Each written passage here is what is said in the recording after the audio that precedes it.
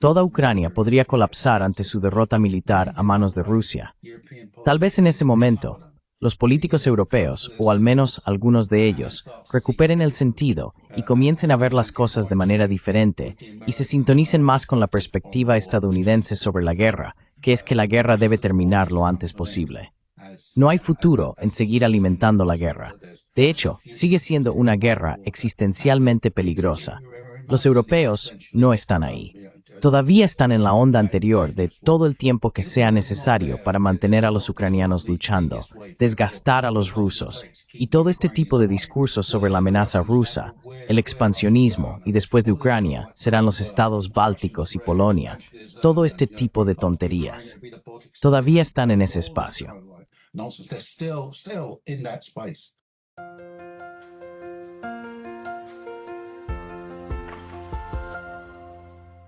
Hello everybody, this is Pascal from Neutrality Studies. Hola a todos, soy Pascal de Neutrality Studies y hoy estoy hablando con el Dr. Geoff Roberts, profesor emérito de University College Cork en Irlanda.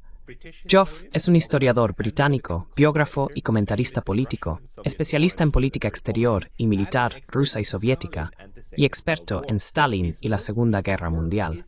Su trabajo más reciente es este encantador libro llamado La Biblioteca de Stalin, un dictador y sus libros. Geoff es uno de los historiadores occidentales críticos que también se atreve a expresar su opinión cuando se trata de la guerra en Ucrania, algo que ha sido criticado bastante fuertemente recientemente. Y queremos discutir esto, Ucrania, la guerra, y cómo se están desarrollando las cosas. Así que Geoff, bienvenido. Hola Pascal, es bueno verte de nuevo y muchas gracias por la invitación. Bueno, muchas gracias por conectarte y también gracias por escribir este libro fantástico. Lo tengo aquí en mi biblioteca todo el tiempo porque realmente revisaste el catálogo de libros que sabemos que Stalin tuvo durante muchos años, ¿verdad? ¿Podrías contarnos un poco sobre por qué asumiste ese proyecto y qué has aprendido sobre este dictador y por qué le interesaban tanto los libros?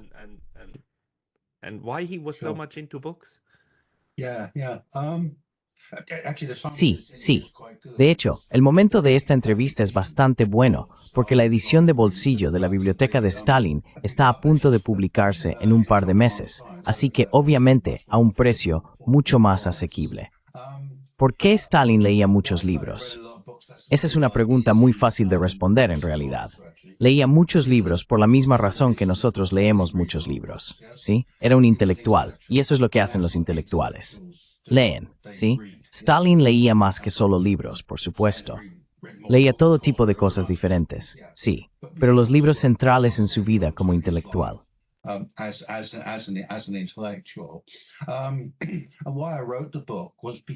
Y la razón por la que escribí el libro fue porque, obviamente, la idea de que Stalin era un intelectual que leía libros no era una idea particularmente original o novedosa. Por supuesto, ese era el caso. Pero lo que sucedió fue que una buena parte de su biblioteca personal, su colección de libros personales, sobrevivió en los archivos.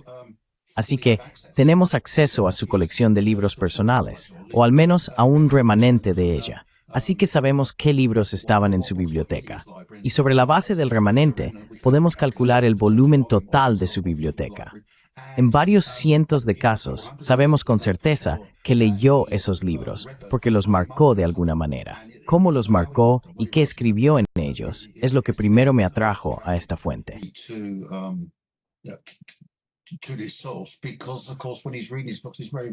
Porque por supuesto, cuando está leyendo sus libros, está leyendo y marcando sus libros para sí mismo, ¿verdad? Así que es la reflexión más íntima del pensamiento y sentimiento de Stalin en relación con un texto particular que tenemos. Por supuesto, tenemos una gran cantidad de otros textos que Stalin marcó, pero ya sabes, estas son cosas que él estaba marcando de una manera semipública, ya sabes, para sus secretarios o para sus camaradas del Politburó, cosas así. Así que esta es con mucho la fuente más íntima que tenemos en relación con Stalin. Los libros que leyó, cómo los leyó y cómo los marcó. Bien, así que esa fue la atracción. En el momento en que asumí el proyecto, Todos estos libros, al menos los que él había marcado, varios cientos de libros, se suponía que iban a ser digitalizados.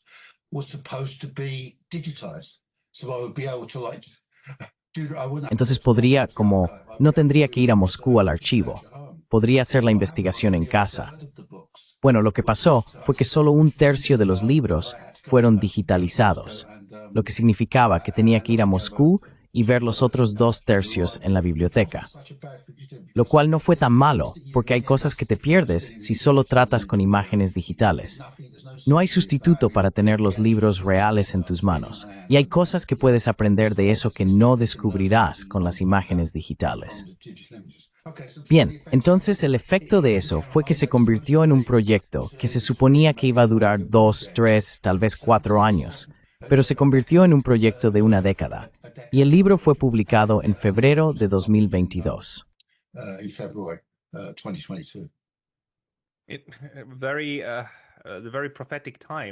Es un momento muy profético, en realidad. Y quiero decir, tu conexión con Rusia, como historiador del pasado de Rusia, de Stalin y demás, te da una perspectiva amplia sobre la relación entre Rusia y Occidente. Cuando la relación se sumió cada vez más en la confrontación, ¿cómo percibiste este momento? ¿Y cómo te impactó a ti, que aún tenías que ir a hacer investigaciones en Moscú?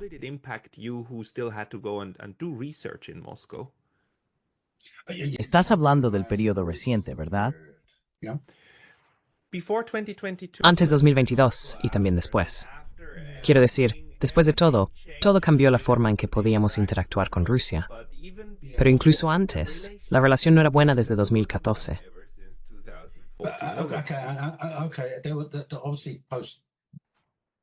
Hubo obviamente un deterioro en las relaciones de Rusia con Occidente después de la guerra de Ucrania, un deterioro radical, obviamente.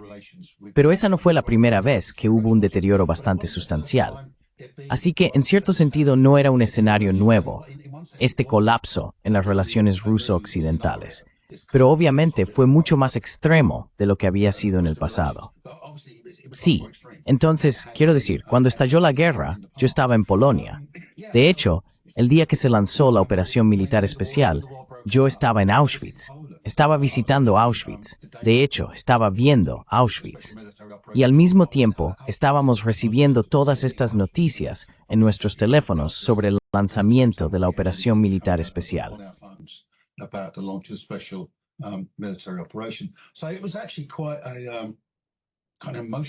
Así que fue en realidad un momento bastante emocional.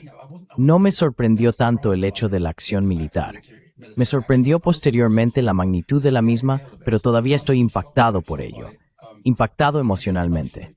Mi libro acababa de ser publicado, ¿verdad? Estaba a punto de ser publicado. Así que tenía la opción de centrarme solo en mi libro, la biblioteca de Stalin, y promocionar el libro y luego comenzar a escribir el próximo libro. Pero me sentí obligado a involucrarme en la discusión pública sobre la guerra en Ucrania y aportar mi conocimiento de Rusia, mi conocimiento de la historia rusa y soviética, y también hasta cierto punto mi conocimiento de asuntos militares.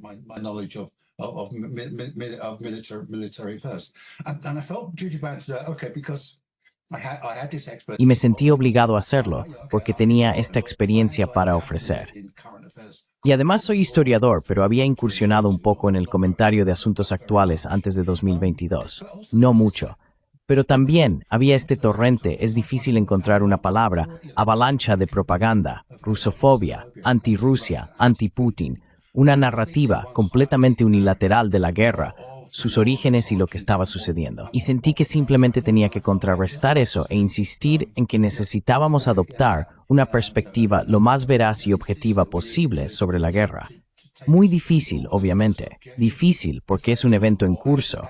Y también difícil porque las fuentes que tenemos a nuestra disposición son muy problemáticas.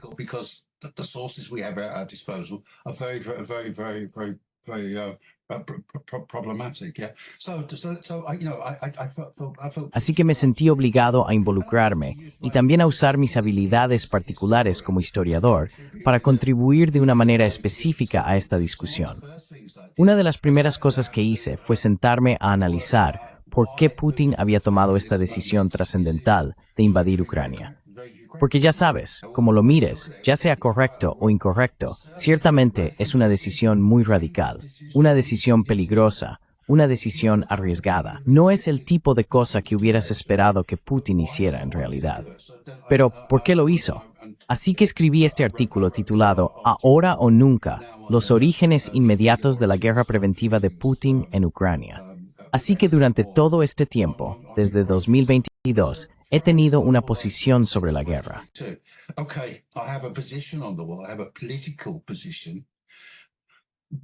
Tengo una posición política, que básicamente es una posición a favor de la paz, por cierto.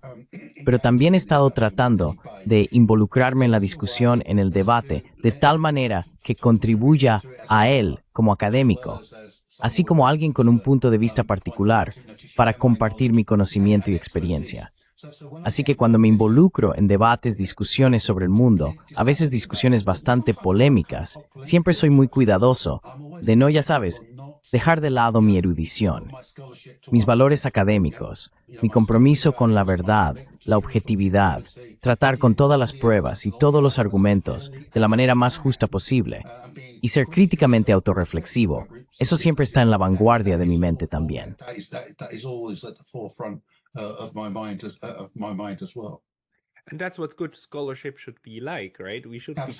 Y así es como debería ser una buena investigación, ¿verdad? Deberíamos guiarnos por la búsqueda de la verdad, como en lo que sucedió, y luego explicar por qué sucedió esto, y entender que las cosas son multicausales y tienen múltiples efectos, ¿verdad? Y no reducirlo a una sola corriente de pensamiento, porque hemos visto eso. Y nos ha sorprendido cuántos historiadores en Occidente realmente entraron inmediatamente en esta narrativa muy simple de que Vladimir Putin quiere traer de vuelta a la Unión Soviética o el Imperio Ruso, uno de los dos, lo que sea. Pero todo se trata de conquista. Ignoraron inmediatamente todas las otras evidencias, las evidencias históricas que tenemos, que sugieren que esto es mucho más complicado de lo que estás tratando de retratar aquí. También es una narrativa de miedo que estás tratando de retratar para demonizar al lado ruso. Ahora, decir que los rusos son personas santas o que no pueden hacer nada malo, por supuesto, tampoco sería correcto. Pero hubo este momento extraño, y debo tal vez también decir que la gente, y yo pertenezco a ellos, no creía que Rusia invadiría.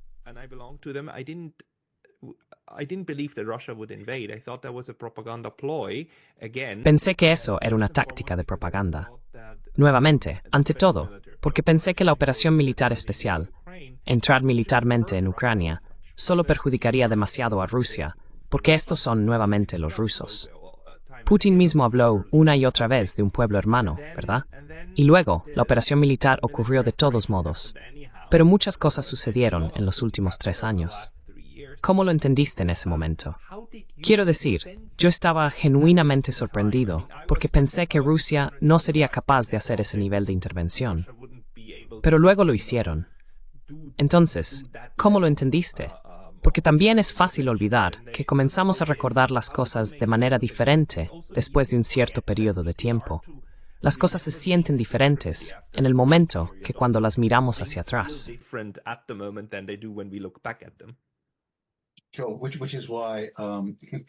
Claro, por eso siempre confío en documentos, materiales escritos reales, el texto.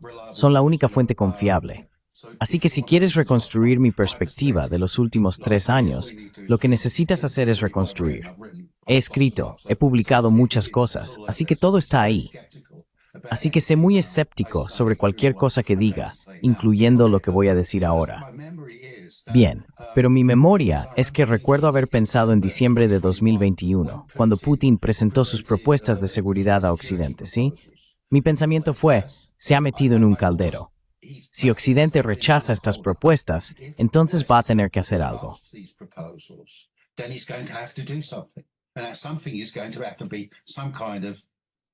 Y eso tenía que ser algún tipo de acción militar, algún tipo de escalada de la situación.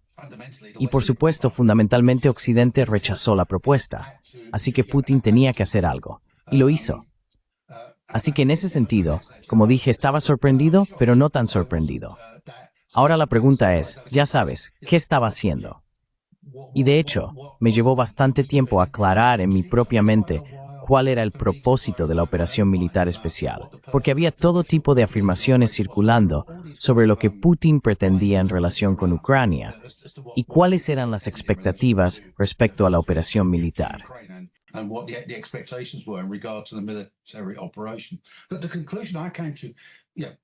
Pero la conclusión a la que llegué después de unos meses fue que básicamente el objetivo de la operación militar era intentar lograr por medios militares lo que no había logrado a través de la diplomacia. Y por supuesto, la diplomacia que persiguió antes de que comenzara la guerra era una especie de lo que llamamos diplomacia coercitiva o diplomacia militarizada. Es decir, estaba haciendo demandas para negociaciones, haciendo propuestas, pero las respaldaba, acumulando fuerzas militares, y también, obviamente, la amenaza de acción militar. Así que llegué a ver la guerra en sí misma como una extensión de esa diplomacia coercitiva, una extensión bastante radical.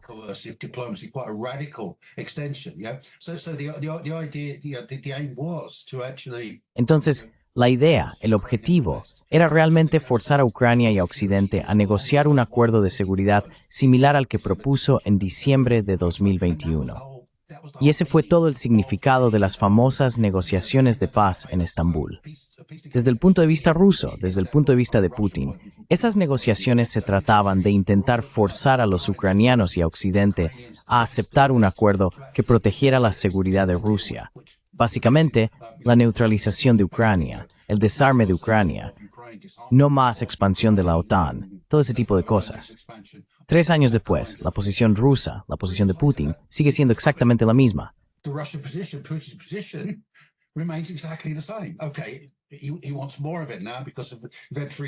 Está bien, ahora quiere más debido a los 3 años de guerra, pero es la misma posición.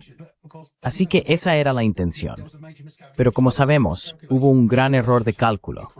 Hubo un error de cálculo en relación con Ucrania, sus capacidades de combate y su determinación cuando fue invadida.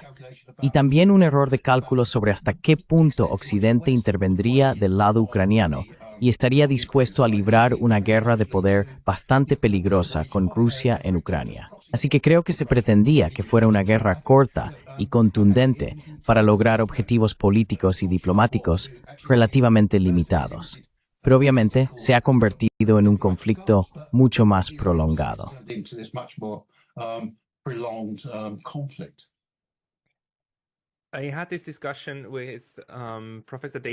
Tuve esta discusión con el profesor David Gibbs, quien de manera muy brillante hizo un paralelo entre lo que sucedió en Afganistán, la invasión soviética de Afganistán y la guerra de Afganistán de 79 a 88, Ochinuenia, y la guerra de Ucrania. Básicamente, él dice que está bastante claro que Estados Unidos tenía la intención, o al menos ciertos sectores, ciertas partes de Estados Unidos, especialmente la facción neoconservadora alrededor de Hillary Clinton, dijeron abiertamente, hagamos de Ucrania el Afganistán de Europa.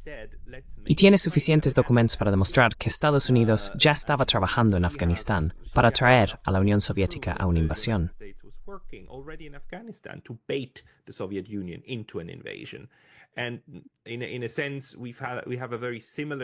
Y en cierto sentido, tenemos una situación muy similar. Tenemos esta situación similar en Ucrania. Y sabemos ya por fuentes, incluso publicadas por el New York Times, cuán larga y profunda es la implicación del estado de seguridad de Estados Unidos, especialmente la CIA, con Ucrania. Por lo tanto, esto ofrece una nueva perspectiva sobre lo que Rusia probablemente pudo saber acerca de cuán profunda fue esta otanización, esta lenta securitización de Ucrania durante muchos años, incluso antes de 2014. ¿Crees que estas revelaciones de las que hemos leído ahora también ajustan nuestra comprensión de por qué Rusia decidió recurrir a medios militares? Why Russia decided to go to military means?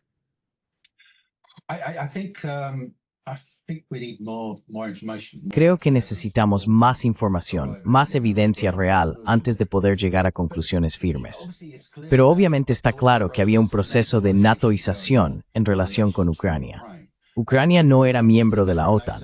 No había perspectivas a corto plazo de que Ucrania se convirtiera en miembro de la OTAN. Pero en la práctica, de facto, Ucrania estaba siendo integrada en las estructuras militares y políticas occidentales. Se estaba convirtiendo en un miembro de facto de la OTAN.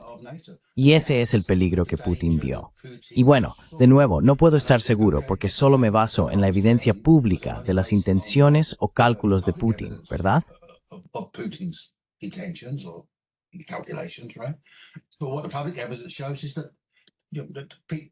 Pero lo que muestra la evidencia pública es que ese es el proceso que Putin vio, y lo vio como peligroso para Rusia, no de inmediato, sino a largo plazo. Y calculó que una guerra preventiva era un curso de acción más seguro que simplemente esperar a que la amenaza se materializara por completo. Ahora, hay personas que afirman que, ya sabes, no fue tanto una guerra preventiva, fue un ataque preventivo. Es decir, que los ucranianos estaban planeando un ataque en el Donbass y los rusos se les adelantaron. Ese es un argumento que surge regularmente. Pero mira, ninguna evidencia real de que ese fuera el caso. I don't see any actual evidence that that was the case. Yeah, the Ukrainians were building up the. Sí, los ucranianos estaban fortaleciendo sus fuerzas armadas, al igual que los rusos. Sí, se estaban formando intenciones para futuras acciones militares, creo, para asegurar realmente el retorno del Donbass y quizás incluso de Crimea. Pero no veo ninguna evidencia de que los ucranianos tuvieran intenciones inmediatas de iniciar hostilidades militares. Y el propio gobierno ruso nunca ha afirmado oficialmente que su acción fue un ataque preventivo. Y si ese fuera el caso, si tuvieran evidencia de que los ucranianos, estaban a punto de atacar el Donbass, lo habrían dicho claramente, y lo sabríamos.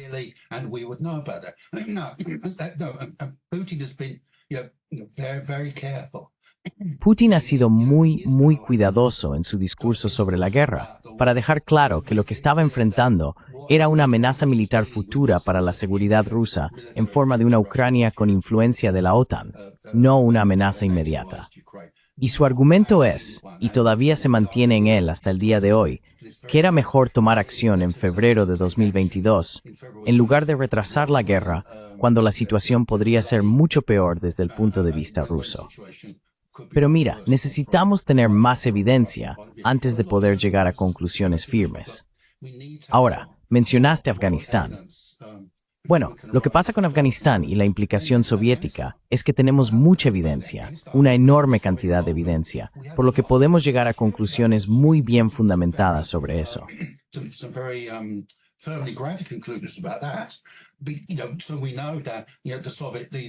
Sabemos que el liderazgo soviético era muy reacio a tomar acción militar, ¿verdad?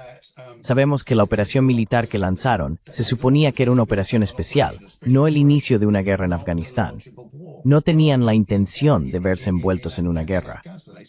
Y también sabemos que se supone que el G7 realmente, ¿sabes? La guerra soviética en Afganistán no fue un desastre tan grande como se hizo ver en la propaganda occidental. La guerra desastrosa en Afganistán, por supuesto, ocurrió cuando Occidente, la OTAN y los Estados Unidos invadieron Afganistán en 2001. Y la guerra de 20 años que siguió después de eso fue la guerra desastrosa en Afganistán, no la intervención militar soviética.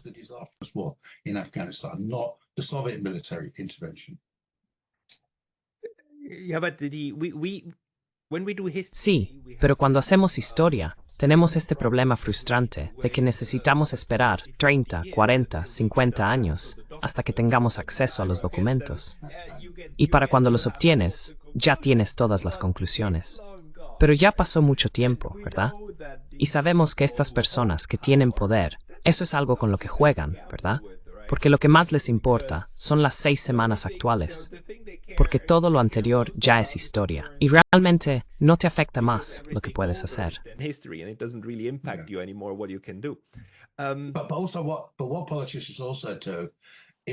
Pero lo que los políticos también hacen es frecuentemente sobre-racionalizar y dar una coherencia interesada a sus acciones, ¿verdad? Lo cual en realidad es algo retrospectivo y no es cierto en el momento. El problema es que la gente tiende a interpretar las afirmaciones de coherencia interesada de los políticos como si realmente reflejaran la realidad. Hay un ejemplo de eso. Y de nuevo, no estoy seguro de esto.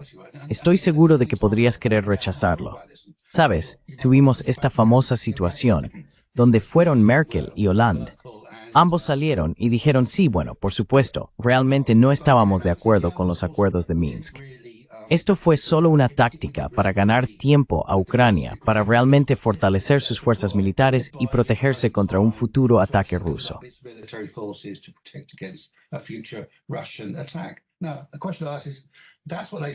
Ahora, la pregunta que hago ¿es eso lo que dicen ahora? ¿Cómo? Después de que la guerra ha terminado, cuando la guerra está en pleno apogeo, cuando están siendo atacados, están siendo criticados por ser apaciguadores en relación con Rusia y los acuerdos de Minsk, ¿verdad? ¿Era eso lo que realmente pensaban en ese momento?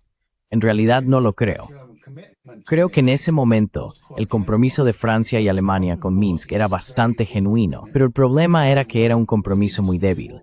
Estaban dispuestos a hacer lo necesario para presionar a los ucranianos a convertir los acuerdos de Minsk en una paz a largo plazo. Pero no lo sé, podría estar equivocado. Como dices, tendremos que esperar 20, 30, 40 años, tal vez, antes de que podamos resolver ese argumento en particular.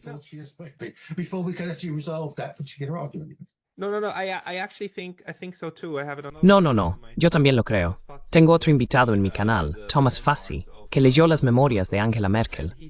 Y él dijo, mira, parece que ella estaba sorprendentemente bien informada sobre lo que sucedió en Ucrania. Y estaba sorprendentemente consciente. Así que probablemente en ese momento, realmente lo decía en serio. Y luego, cuando fue criticada por ser demasiado débil, ella sacaría esa declaración. Oh, solo queríamos ganar tiempo. Y curiosamente, eso es exactamente lo que también repite ahora Vladimir Putin. Y dice, como, oh, me traicionaron, porque eso ahora también le sirve a él, ¿verdad? Para retratar la situación.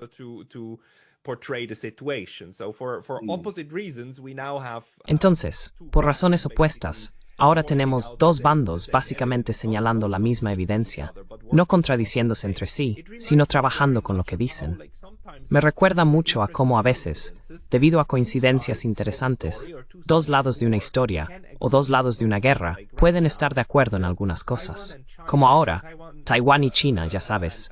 Taiwán y el continente, ambos constantemente y sistemáticamente en desacuerdo. No hablan del hecho de que Taiwán es la República de China.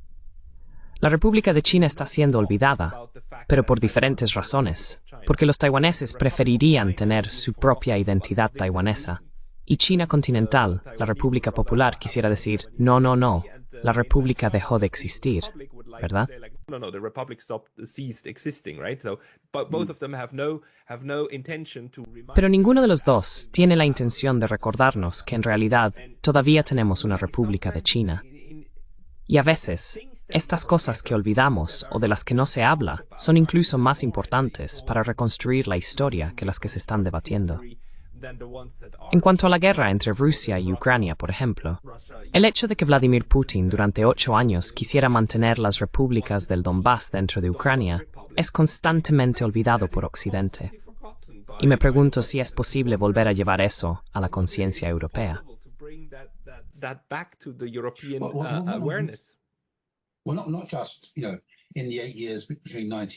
Bueno, no solo en los 8 años entre 2014 y 2022, sino también después de que la guerra había comenzado.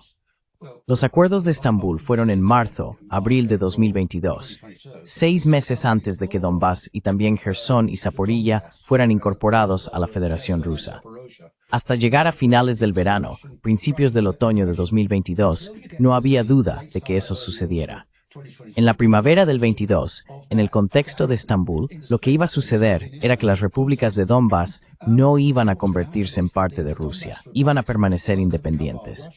Y el tema no se había resuelto, pero había discusiones sobre cómo en algún momento en el futuro, de manera voluntaria, Donbass, Donetsk y Lugansk podrían realmente reunirse con Ucrania. Y ese es el acuerdo que Putin estaba dispuesto a hacer en la primavera de 2022, siempre que obtuviera lo que quería, por supuesto, en términos de neutralidad ucraniana, no más expansión de la OTAN y también garantías para los derechos de los hablantes de ruso, no solo en Donbass, sino en toda Ucrania. Sí, así que el punto que mencionaste es muy bueno, creo.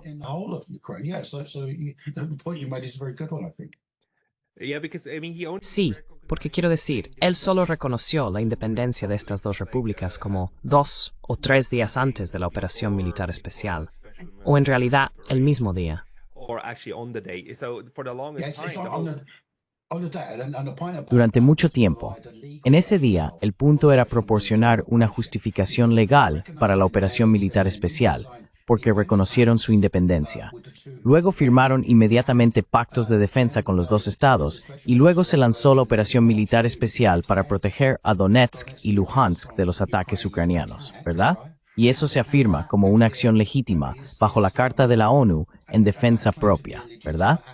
Y por supuesto, Putin, con su formación como abogado, fue estudiante de Derecho, es muy insistente en que todo lo que hace Rusia, tenga algún tipo de justificación legal o figura legal. Pero aún así, esa no fue la razón por la que lo hizo. No fue para, bueno, sí, quiere proteger el Donbass de los ataques ucranianos, seguro. Pero es un problema de seguridad mucho más fundamental que Putin está tratando de abordar con la natoización de Ucrania, ¿verdad? Mira, espere, sí. Это то место пассив regresed and all that strong with neither. that's why he takes this very radical step of actually invading Ukraine. I see it the same way, and I just wonder if Lo veo de la misma manera. all the massive Y me pregunto, si ya sabes, al mirar toda la enorme avalancha de propaganda en Occidente sobre cómo se supone que debemos pensar sobre lo que sucedió, incluso con toda esta evidencia que podemos presentar también como historiadores y decir, como, no, mira, tenemos los documentos originales, ¿verdad? Y ni siquiera es tan difícil. Mucho de esto está realmente flotando a la vista. No los secretos, por supuesto, pero especialmente la parte negociada públicamente, como estos tratados, estos borradores de tratados. why is it? ¿Por qué en una sociedad abierta, o una sociedad que cree ser abierta como Occidente, es tan difícil realmente introducir algo de realidad y realismo en el discurso público? Reality and realism into a public discourse. Before I respond to that directly, I just might want to make another point. Is that Antes de responder directamente a eso, solo quiero hacer otro punto. Lo que me ha asombrado es la resistencia de la gente, particularmente a nivel popular, a toda esta propaganda y esta narrativa pro-guerra, pro-Ucrania. Porque durante toda la guerra ha habido un número significativo de personas que han sido escépticas sobre toda esta propaganda y en mayor o menor medida antiguerra y pro-paz. Por supuesto, el número de personas que se juran ver un fin a la guerra sobre una base neutral, una de compromiso, ha aumentado. see an end to the war, on a negotiated basis, a compromise peace. So,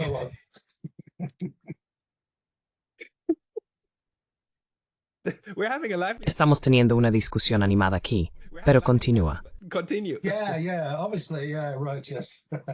Okay. Yeah. Sí, obviamente, claro. Sí. The propaganda. Bien, entonces la propaganda no ha sido tan efectiva en la opinión pública como uno podría esperar, dado sus enormes dimensiones.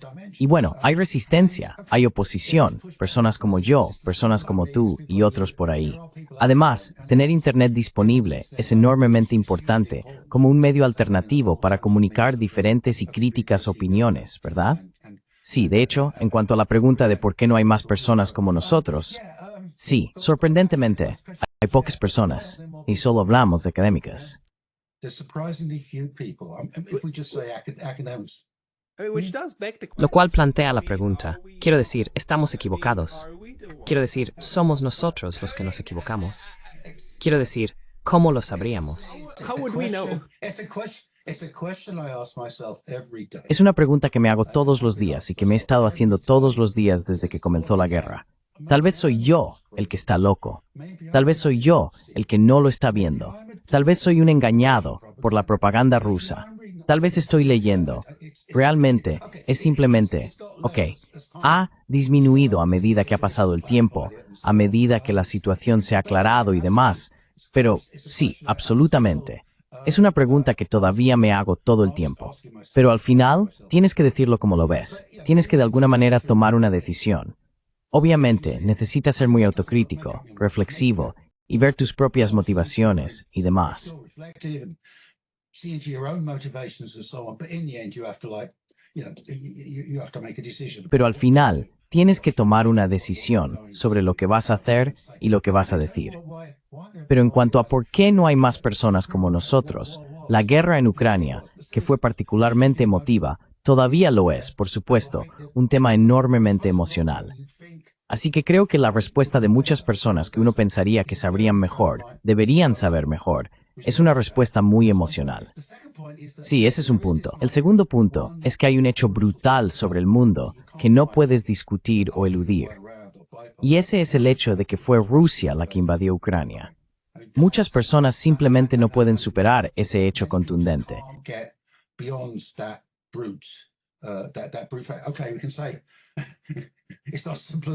Está bien, podemos decir que no es tan simple como eso.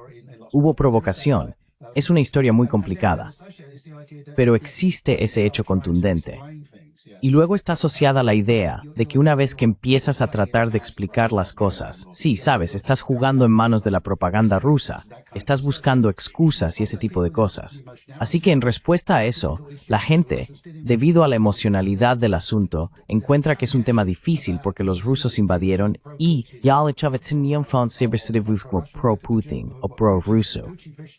La gente siempre se retira de Minsk, o incluso en quintis natinasne. Simplemente would do for.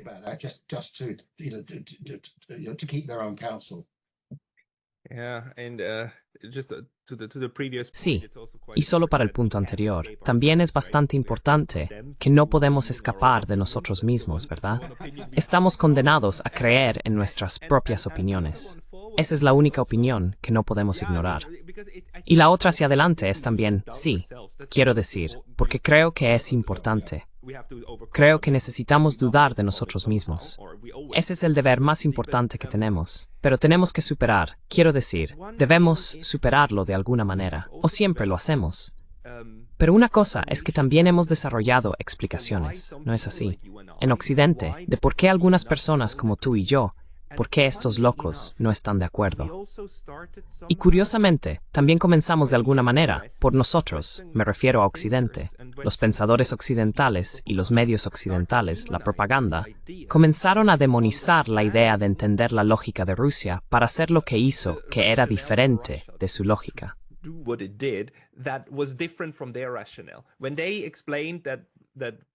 Cuando explican que Putin es un imperialista y quiere apoderarse de toda Europa, entonces dicen que ese es un buen análisis. Pero cuando alguien dice, no, esto es multicausal, tiene una larga historia y pedigrí, etc., entonces te acusan de justificar, cuando en realidad lo que hicimos fue explicar lo que creíamos que estaba sucediendo. Y así, entender o profundizar en las posibles razones, de repente se convirtió en algo sucio, algo prorruso, y no había visto eso antes. ¿Puedes recordar otra ocasión en la que intentar entender las razones de un evento mundial fue tan demonizado?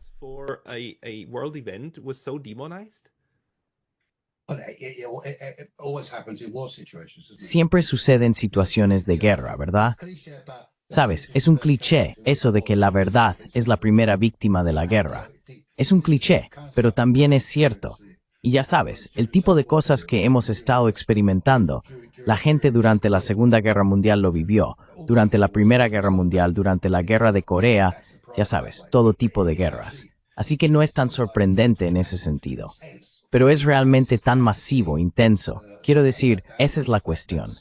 Ciertamente hay algo en ello que es diferente probablemente del pasado, pero cuando la gente está, ya sabes, cuando estás tratando de explicar algo y recibes una respuesta muy hostil, lo que está sucediendo ahí es que la gente simplemente está jugando juegos de propaganda.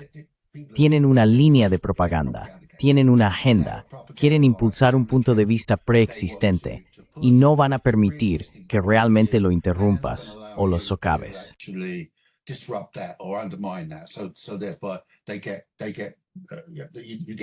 Entonces recibes resistencia por eso, lo cual es algo para lo que necesitas estar preparado cuando participas en estos debates públicos. Y mi enfoque siempre es el mismo. Cuando me entrevistan o lo que sea, diré, mira, estoy aquí para darte el punto de vista ruso. Puedes verlos como agresivos, imperialistas y expansionistas, pero esa no es la forma en que se ven a sí mismos. Y la forma en que se ven a sí mismos es lo que motiva lo que hacen, sus acciones. Si queremos relacionarnos con ellos, especialmente si queremos poner fin a la guerra y lograr una paz estable, entonces tenemos que ver cuál es ese punto de vista. Así que eso es lo que siempre hago. Pero luego, por supuesto, eso es lo que hacen los historiadores. Ser historiador se trata de ir más allá de tu propio punto de vista y ver los puntos de vista de otras personas, múltiples puntos de vista.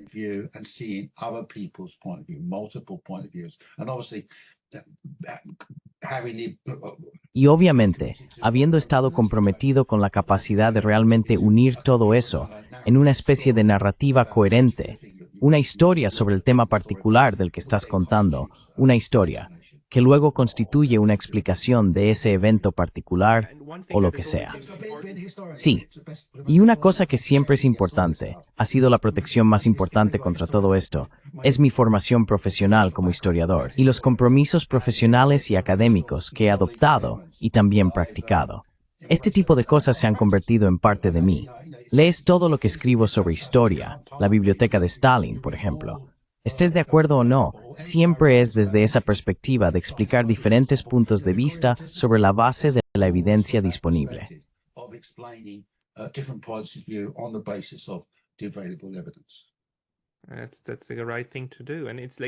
Eso es lo correcto. Y a veces también se subestima lo importante que es tratar de entender qué sabían ciertos actores en ciertos momentos, ¿verdad? ¿De qué tipo de información estaban al tanto?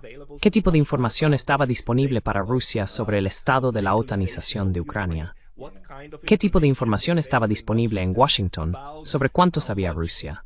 ¿Cuánto sabía Washington mismo sobre el estado de la otanización? Y eso se usó deliberadamente o accidentalmente. Este detalle es importante, ¿no?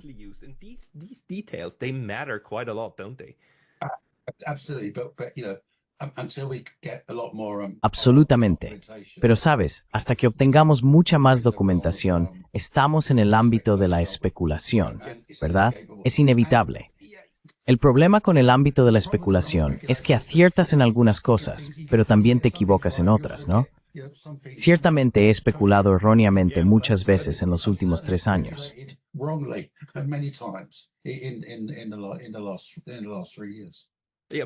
Pero estamos condenados a la especulación, ¿verdad?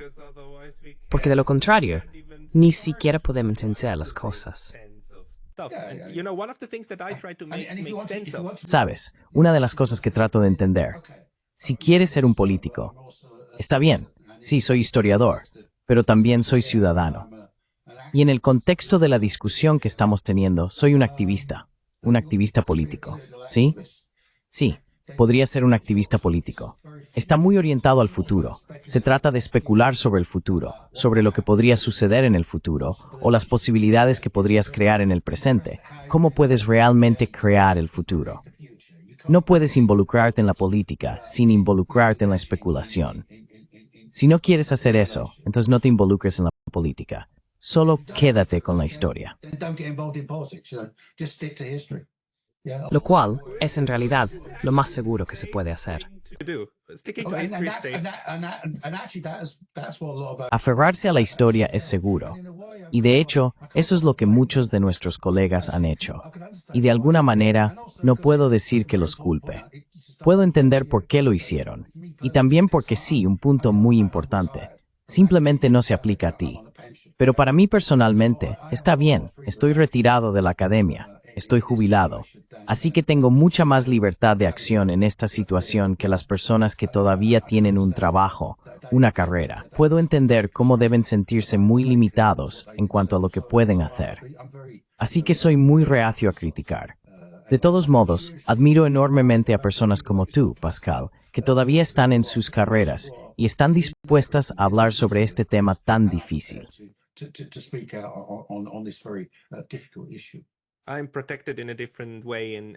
Estoy protegido de una manera diferente al estar en Japón. Y Japón es realmente muy fuerte en cuanto a la libertad académica. No están acalorados por Ucrania, ya sabes, en el sentido de que las emociones no están hirviendo. Las discusiones son diferentes, pero las emociones están hirviendo a un nivel mucho más bajo. Y eso da muchas posibilidades.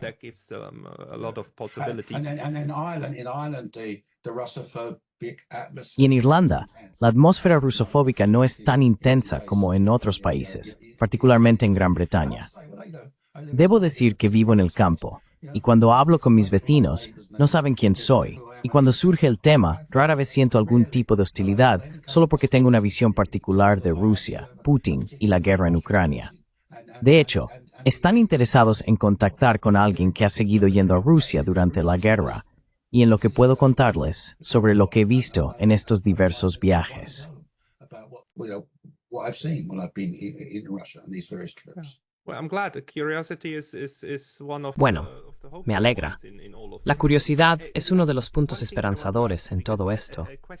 Pero sabes, una cosa que quiero preguntarte, porque una pregunta que estuvo en mi mente durante mucho tiempo, y luego cuando estalló la guerra, las cosas casi se derrumbaron para mí, es por qué la neutralidad para Ucrania nunca se convirtió en la forma de resolverlo. Y hoy entiendo que fui ingenuo, creyendo que resolver la cuestión de Ucrania sería algo que estaría en el interés de todos. Hoy creo que entiendo que tener una guerra y luchar en una guerra estaba muy en el interés de ciertos grupos de élites occidentales, especialmente en Washington y Bruselas, esta facción neoconservadora. Pero como siempre pensé que la neutralidad era la forma obvia de escalar todo, y no sucedió.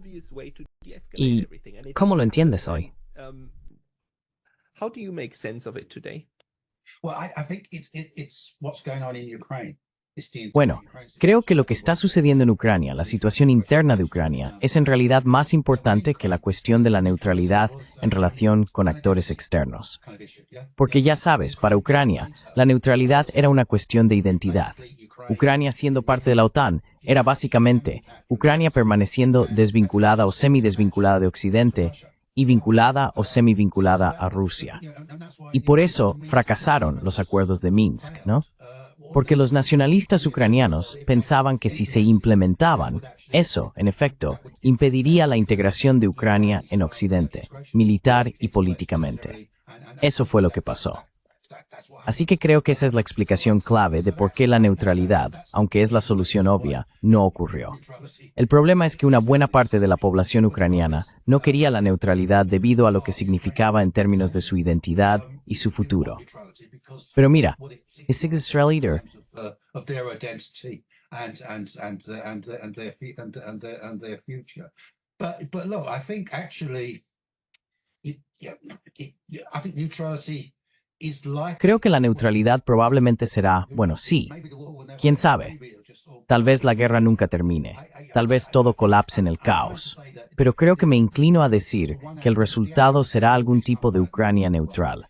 Así que será la solución, independientemente de si a la gente en Ucrania le gusta, o si a todos les gusta, o si la gente en otros países de Occidente es hostil a ello. Así que la neutralidad ucraniana va a ser la solución en última instancia. Entonces, la pregunta es, ¿cómo va a funcionar eso? Esa es la cuestión. ¿Cómo va a ser Ucrania un estado neutral? Y creo que eso estará en el corazón de las negociaciones de paz, si alguna vez llegamos a esa etapa donde haya una paz real a la que avanzar. Eso estará en el corazón de eso diciendo, ¿qué significa que Ucrania sea neutral en todas sus complejidades? The details. One more thing that Los detalles. surprises me at the moment Una cosa más que me sorprende en este momento es esto. Ya sabes, a estas alturas sabemos que Rusia, por supuesto, ha conquistado partes del territorio ucraniano y están bajo control militar de Rusia. Hay otras tierras que Rusia reclama que aún no están directamente bajo su control. Y luego está el resto de Ucrania. La conversación entonces es, en este momento los ucranianos todavía dicen, no, vamos a recuperar todos los territorios, incluida Crimea, lo cual, en este punto, parece simplemente una locura. Por otro lado, debe haber cálculos del lado ruso sobre cuánto territorio intentar controlar y mantener militarmente. Y luego está este problema de lo que queda de Ucrania. Y a veces la gente habla de una Ucrania reducida que no puede vivir, es decir, que no puede sobrevivir. Ukraine that cannot live, that cannot survive, and I find that strange because in the Y encuentro eso extraño, porque si miras la historia del continente europeo, hemos visto este proceso muchas veces, donde grandes estados de repente se vuelven muy pequeños, y en realidad son versiones reducidas de sí mismos. Por ejemplo, tomemos a Austria, ¿verdad? La Austria reducida de hoy, pero esa Austria es muy habitable, y de hecho, tal como está constituida hoy, ha vivido feliz y plácidamente durante los últimos 80 años, ¿verdad? O 70 años desde que los soviéticos y el resto se retiraron. ¿Por qué crees que mucha gente cree que una Ucrania reducida no puede sobrevivir cuando probablemente sí podría? Quiero decir, Lituania, Estonia y así sucesivamente son pequeñas y están sobreviviendo. Estonia and so on, they're tiny and they are surviving. I think, yeah, it depends on the internal situation Creo que sí, depende de la situación interna en Ucrania. Quiero decir, la forma en que lo veo es que lo que necesita suceder si vas a tener un acuerdo de paz estable, y creo que esto es tanto en el interés de Rusia como de Ucrania, es que necesitas tener una Ucrania viable. Y creo que eso significa que Ucrania debe conservar la mayor parte del territorio que actualmente posee y aún controla, y eso incluye lugares como Odessa y Kharkov. Creo que hay grados de viabilidad, pero si Ucrania va a ser, en el futuro, un estado viable, sobrevivible, significativamente soberano e independiente, eso es lo que significa en términos territoriales.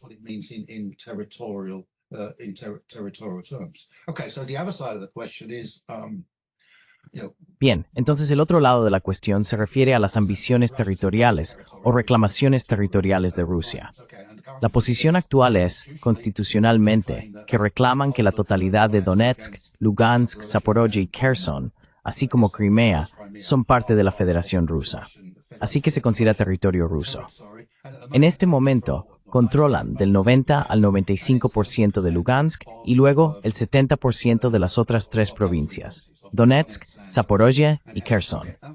Voy a especular aquí, y esta especulación podría resultar incorrecta.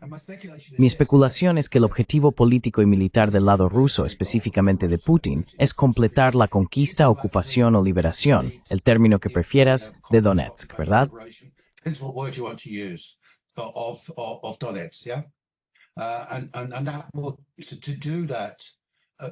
Para hacer eso se necesitarán acciones y operaciones militares significativas. Tomará unos meses y será bastante costoso. Pero me parece que eso es lo que van a hacer. Pero una vez que lo hagan, dependiendo de la situación, creo que existe la posibilidad de que estén dispuestos a renunciar a ocupar el resto de Zaporilla y Kherson. Actualmente controlan alrededor del 70% de esos dos oblasts, pero el otro 30% podrían estar dispuestos a cederlo en el contexto de negociaciones de paz. No me refiero a renunciar a su reclamación en el sentido formal, sino a aceptar de facto que habrá partes de Zaporilla y Kherson que permanecerán en Ucrania.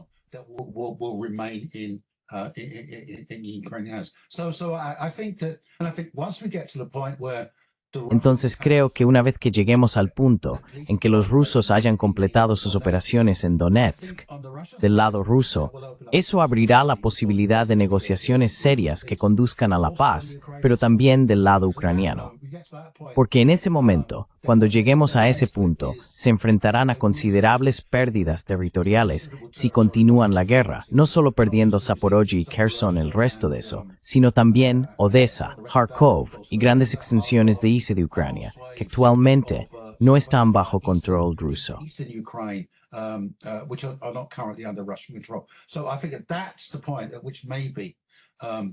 Así que creo que ese es el punto en el que tal vez, ya sabes, ese podría ser el punto de un verdadero avance en la diplomacia y las negociaciones que conduzcan a la paz.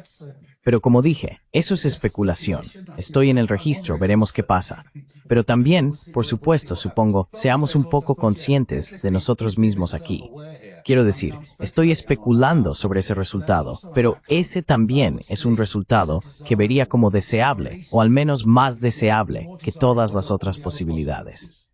Así que creo que eso va a suceder, creo que hay una buena posibilidad de que eso suceda. Esa es mi lectura de la situación. Pero por supuesto, también es un escenario que daría la bienvenida, como uno que pondrá fin a la guerra sin llegar a una situación catastrófica completa para Ucrania. Al mismo tiempo que da a los rusos lo que quieren en términos de sus objetivos de seguridad y políticos. Yeah, and the point is, I think also to emphasize that Y el punto es, creo también enfatizar que Rusia todavía tiene este atolladero por resolver, ¿verdad? Es como terminar la guerra, porque nunca he hablado con nadie que dijera que Rusia quiere toda Ucrania. Quiero decir, llegar hasta Galicia y tragarse todo, eso sería muy, muy peligroso para Rusia, porque invitarías a mucha guerra de guerrillas y terrorismo, y así sucesivamente, ¿verdad? Así que esto es algo que también quieres prevenir. Entonces, necesitas alguna forma de reducirlo en un lugar que tenga sentido geográfico y, ya sabes, ético y demás. De lo contrario, eso es probablemente parte de la negociación que está ocurriendo, o debe estar ocurriendo.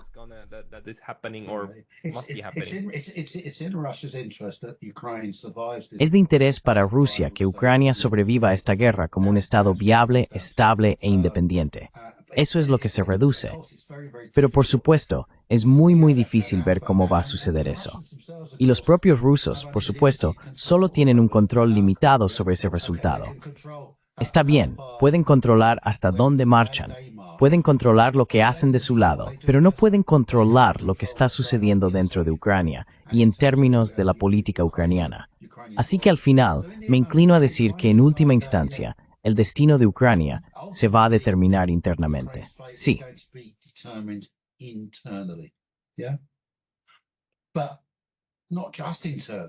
Pero no solo internamente, por supuesto, porque tenemos estos actores externos, estos actores extranjeros, también están involucrados en la situación. Y bueno, hemos llegado a la situación ahora donde los estadounidenses bajo Trump están desempeñando un papel constructivo en relación con el futuro a largo plazo de Ucrania. Bien, quieren obtener sus propios beneficios de esto. Ya sabes, este acuerdo de minerales. Sí, claro.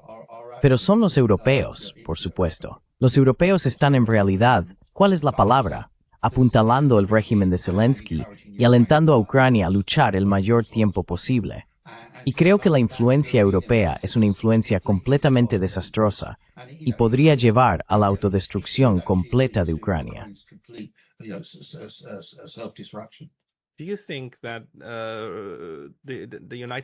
¿Crees que Estados Unidos ahora, teniendo una melodía que Europa no ha escuchado antes, también con aranceles sobre Europa y demás, y dejando absolutamente claro que a Estados Unidos no le importa en absoluto lo que le pase a Europa, va a cambiar tal vez el enfoque, como finalmente la forma en que los europeos ven todo lo que sucede a su alrededor? ¿O crees que esta rusofobia todavía prevalece, sobre todo en cómo lo abordan?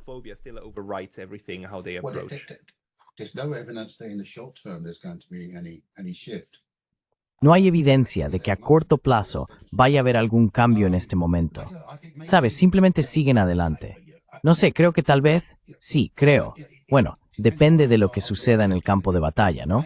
Tal vez en cierto punto, si los éxitos en el campo de batalla de Rusia alcanzan un punto de inflexión en el que toda Ucrania podría colapsar ante su derrota militar a manos de Rusia, tal vez en ese momento los políticos europeos, o al menos algunos de ellos, recuperen el sentido y comiencen a ver las cosas de manera diferente y se sintonizan más con la perspectiva estadounidense sobre la guerra, que es que la guerra debe terminar lo antes posible.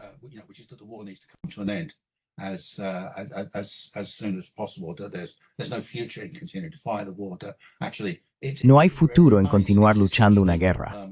De hecho, sigue siendo una guerra existencialmente peligrosa. Los europeos no están ahí.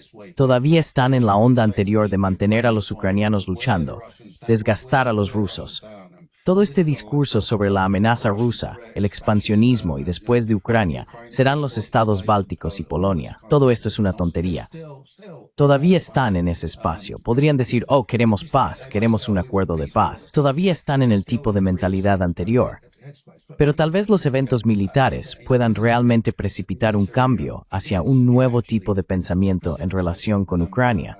No solo en relación con Ucrania, sino también en relación con las relaciones de Europa con Rusia en general y la seguridad europea en general.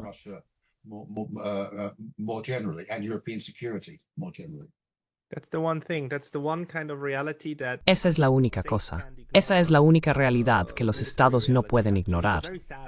La realidad militar. En realidad. Es una realización muy triste, ¿verdad? La realidad del campo de batalla al final se impondrá, ¿verdad? Incluso Hitler en algún momento tuvo que entender que las bombas estaban cayendo sobre el búnker. Muy bien, Dr. Geoff Roberts, muchas gracias por esta discusión y su perspectiva sobre las cosas. Si la gente quiere leer más de usted, ¿dónde debería ir para obtener sus escritos? Well, I have a website. Yeah, just Google my Bueno, name. tengo un sitio web. Sí, solo busca mi nombre, Geoff Roberts, en Google y verás geoffroberts.net, mi sitio web. Loads of my Muchas de mis publicaciones y escritos están publicados en el sitio web. Todo lo que necesitas saber sobre mí está en el sitio web. Y luego está esta cosa llamada academia.edu. Ya sabes, academia.edu, que tiene muchas otras cosas que publico también en mis páginas de ese sitio web. Artículos más largos, cosas así. Así que esa es otra fuente de mi trabajo que todos pueden encontrar. website, longer articles, things like Y por supuesto, siempre puedes comprar una copia de mis libros, ya sabes. Everybody And go of and course, find. and of course you can always buy a copy of my books, you know. So, Y lo recomiendo. Everybody. Todos vayan y encuentren a Geoff Roberts. Los libros de bolsillo se publicarán en junio. published in June. Muchas gracias, Jeff. Muchas gracias.